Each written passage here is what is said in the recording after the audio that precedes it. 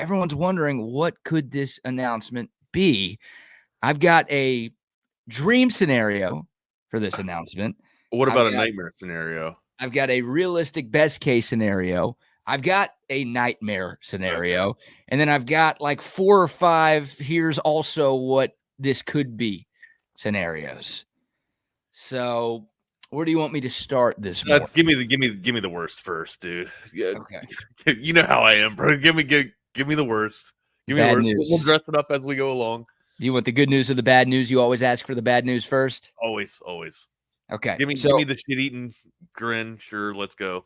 I think the worst case scenario, or the nightmare scenario, as you just called it, is they're going to announce that the Texas A&M football game will be a neutral site game. Awful. And the fact that they're doing it in Houston would lead one to think that NRG Stadium would be the annual host of the Lone Star Showdown. And I'm with you. That'd be a disaster. Like, this game is so much fun. I mean, it's the hottest ticket in college football this year, the game in Aggieland. And obviously, when the Aggies make their return trip to Austin in 2025, that's going to be one of, if not the hottest ticket in college football next season.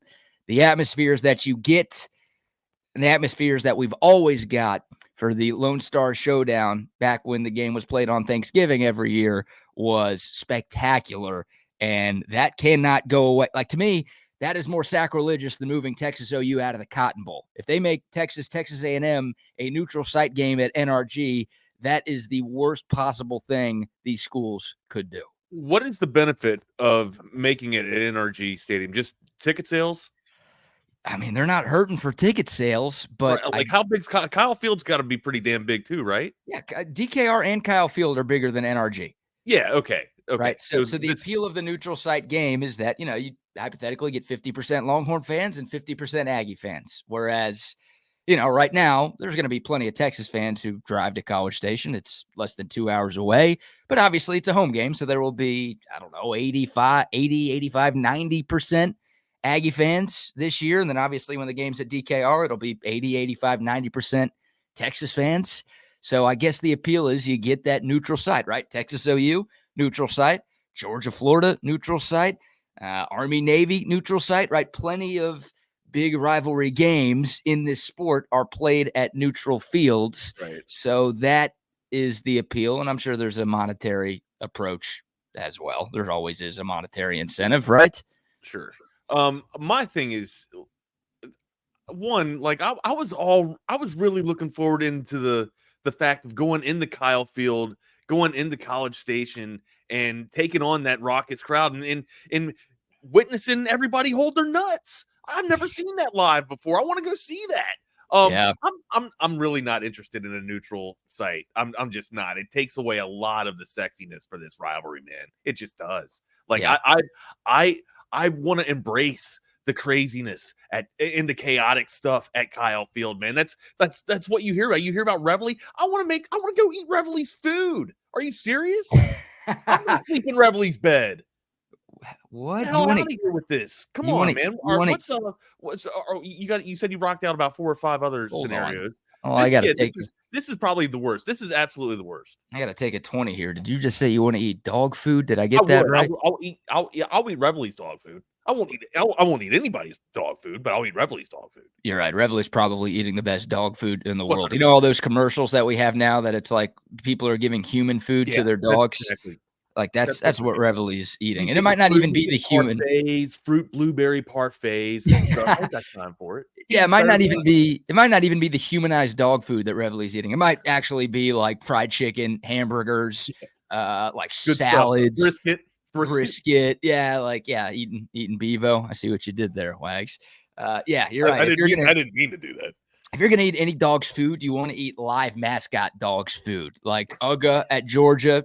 That's food you want to eat. Reveille at Texas A&M, that's food you're going to want to eat right there. That's commitment to the rivalry, though. I like that. So, yes, that is the nightmare scenario. That's the worst case scenario. If you looked at Twitter last night, fans on both sides were freaking out about the possibility of this even happening. So, look, if it did happen, it wouldn't be this year. Like they've already sold tickets to Texas A&M this year, and it wouldn't be next year because they'd give the Longhorns the return game. So if this did, and I think both schools are smart enough to not let this happen, but if this were to happen, it wouldn't begin until 2026 because they would be fair. They would make sure both the Aggies and the Longhorns got a home game before they did the godforsaken neutral site bit. So that's nightmare scenario. Now we'll go to the other end of the spectrum, Wags. We will go to dream scenario. Rainbows here. Rainbows and the pot of gold at the end of the rainbow. Yes. Okay. So the dream scenario, and there is a 0% chance that this happens. Okay. There's probably a -% chance. If that were possible, there would be a -% chance that this would go down. But here's what I want to see more than anything in the world next Thursday during this press conference. Texas A&M goes to the podium first, and it's Trev Alberts. And he says, I wanted to make this announcement in front of everybody, and I really wanted to make this announcement in front of our big brother. It's not happening. We, Texas A&M University, are announcing our return to the Big 12 Conference. Oh. We are too scared to play Texas. We don't want to be in the same conference as Texas. We made that very clear when we joined the SEC back in 2012 that we want nothing to do with the University of Texas. So because of that, now Texas is in the SEC. We can no longer be in the SEC. We tried to get into the Big Ten, but the Big Ten didn't want us because we're A&M.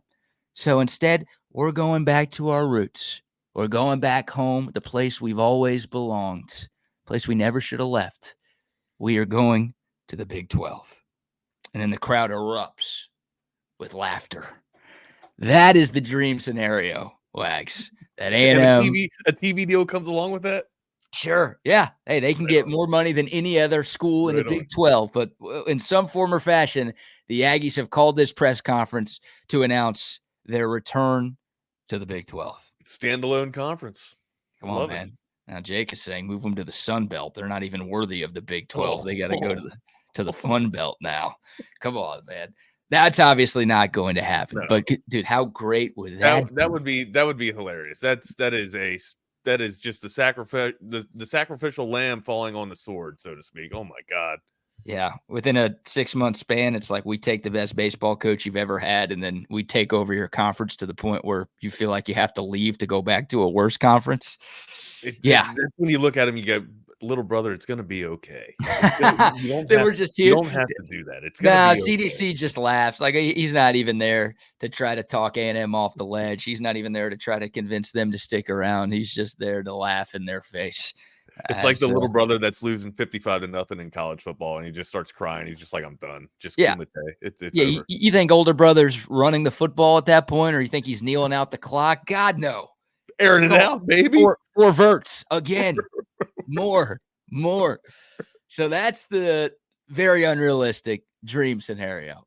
Now we go to the best case scenario. And I don't think this will happen. I would love for this to happen. I think a lot of fans on both sides want this to happen. And to me, this should happen. And maybe eventually this will happen. But I would love for this to be what this press conference is about next week. The schools announce that they are moving the Texas A&M football game back to Thanksgiving. Anyone say no to that? No. I mean, that's what that game is all about. And that's the day the game should be played every year. That was one of the best parts of that game. Now, look, I'm not going to complain that it's on the Saturday after Thanksgiving because we still get the game, and it's been too long since we've had the game, and we never should have lost the game. But, man, Thanksgiving, because I have some Aggies in my extended family. I hate to admit that. But there are so many families across this great state that have people on both sides. For sure. And everyone gets together on Turkey Day, and you'd watch the game over Thanksgiving dinner, and it'd be a lot of fun. It'd lead to a lot of trash talk, and it'd lead to some great stories about some of the shenanigans that went on during those games. But that, to me, is the day the game should be played. Go back to what it used to be. That was tradition. That would be the perfect announcement. It might be too late to do it this year. although I feel like they could still do it this year if they really wanted to. But like maybe starting next year or also starting in 2026, they announce that the Lone Star Showdown is once again going to be played on Turkey Day. I'm with you too. Like that's my optimism right there. Like that's my cause for concern is why they're having it at NLG Stadium. Like that's to me, all right, you're clearly making it a neutral site thing, or that's what gives me the vibe of a neutral site. I would love the announcement of, hey, you know what, we wanted to come here because it's but then again, like this is throwing me completely off because I don't know why they would go to a neutral stadium if they're making an announcement that has nothing to do with the neutral stadium itself. So, Yeah. yeah, that's the bad I vibe that don't I'm think getting. I don't think they're doing neutral site. Like I do, which is really. yeah, but I mean, you know me, I'm a pessimistic at heart. Like I always think that I'm always gonna get the shit end of the stick that way. When it doesn't happen, yay, we have some bonus and we have some happy things to think about here. But yeah, I'm really, or maybe it's the fact that I just went through the damn thread and just went doomsday on it and read everybody else's thoughts and concerns about having a neutral site. But that's where I'm at. I kind of been convinced that this is what the announcement's going to be. Yeah. Once again, the fact that it's in Houston, and I get it. Like if it's a joint press conference, you probably can't have it in Austin or College Station. Sure, And sure. Houston is, close enough to both It's cities. middle, right? Yeah, and it's obviously the closest major city to either of these cities. So it would make But sense to have it even if that wasn't the announcement. But because the announcement is in Houston, people are wondering but what you fiscally, just like talked you said, about. it doesn't make sense because or monetarily it doesn't make sense because both stadiums are bigger than NLG. So NRG. Yeah, or yeah. yeah, thank you. Exactly. Like the ticket's going to be a hot ticket regardless of where the game is played. So you're going to make a crap ton of money if you've got 100,000 seats. Why go to a place that has 80 to 90,000 seats Right. instead?